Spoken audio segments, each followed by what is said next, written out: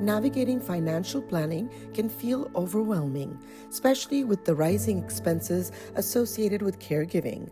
Nearly 8 out of 10 caregivers for adult family members encounter regular out-of-pocket costs, with younger caregivers experiencing the heaviest financial burden. Shaista Kazmi proactively prioritized financial literacy to prepare for caregiving costs after her father was diagnosed with a rare disease. Her caregiving journey brought her to realize the importance of being financially prepared and led her to utilize her experience to help others facing similar challenges.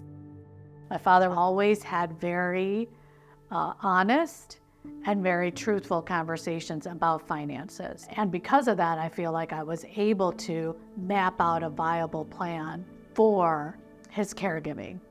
At this time, when my father was diagnosed with the disease, my mother-in-law was living with me. She had chronic medical issues. She was diabetic. She had coronary artery disease. She had spinal stenosis, which made it very difficult for her to walk. How did you organize yourself financially, taking care of both the families? It was very difficult, to be honest with you. It was a very challenging time. For my father, he was able to utilize his funds that he had invested and that he had in his retirement plans and Social Security. What was very difficult was the home they lived in. It was like an 8,000 square foot home here in West Bloomfield, and to manage that was a salary and a half itself. In his 10 years of his disease, we did blow through all of his savings. Here in our house, the caregiver was being paid out of pocket. You know, we had to do a lot of cutting of corners. Now, you had mentioned that your father involved you in all the financial planning, and a lot of times in our South Asian culture, that's not common. The son takes care of all the financial planning. Did you find any challenges or barriers because you're a woman? Yeah, I mean, sometimes I would go into these meetings, and if my brother by chance was in there, they would talk more to him. We were always the ones taking care of everything, and yet we won't be given that type of opportunity because I feel like it's still a man's world, and financially too.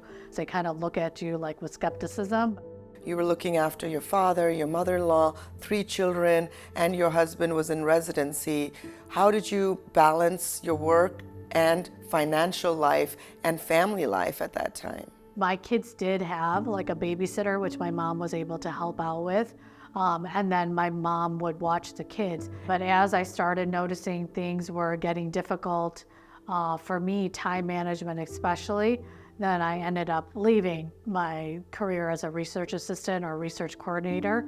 And that's when I started looking at starting this company. Having encountered numerous challenges in finding care for her father and mother-in-law due to language barriers and cultural differences, Shaista decided to start her own caregiving company, Apna Ghar Senior Care. So what are some key lessons that you have learned through your caregiving journey that you think other people in similar situations can benefit when it comes to financial planning? As a community, as an immigrant community, Indian, Pakistani, and Middle Eastern, it's okay to ask for help, and it's okay if you're going through financial difficulty. There's no shame in that. We had a patient in the nursing home. She had something very similar to my father. On the weekends, we had 2 sisters who would go in and they would do the classical Indian dances for her, and it would cheer her up. And I remember one time Mrs. Kumari called me from the nursing home and she's like, "Beta, the only thing I can do for you is तुम्हारे लिए दिल से दुआ निकलती है."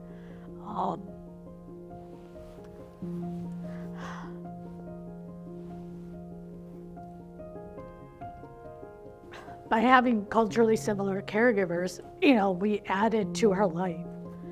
And that's something you don't think about, because the whole idea was to allow our parents to age in place with dignity and respect. After the passing of her father and mother-in-law, Shaista was no longer a full-time caregiver, which had a deep impact on her. To see active death is something too that we don't really discuss. And you don't realize that the trauma of that in itself, you know, you need time to heal.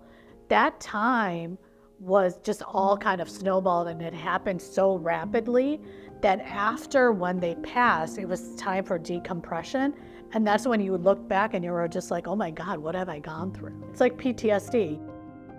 Shaista's mother was both emotionally and financially affected by her husband's passing, which highlights the importance of women being involved in financial planning. After his passing, did it affect you financially? Oh yeah, because my lifestyle is totally changed.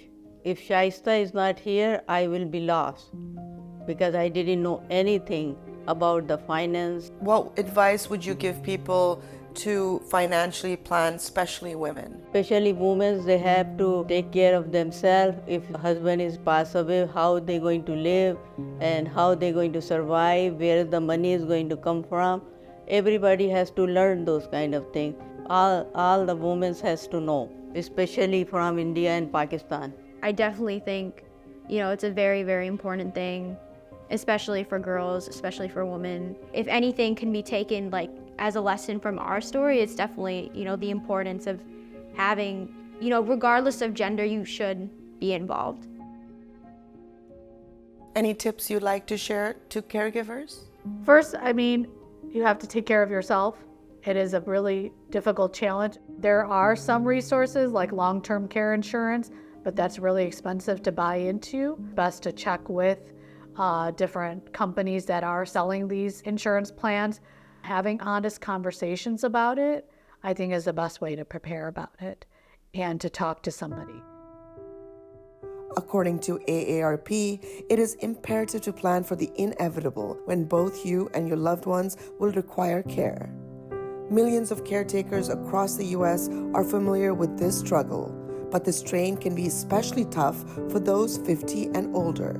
Shaista Kazmi's journey is a testament to the importance of financial planning across generations. She gained valuable knowledge that she later utilized to help others find and afford home care, fostering meaningful cords of connection within her community.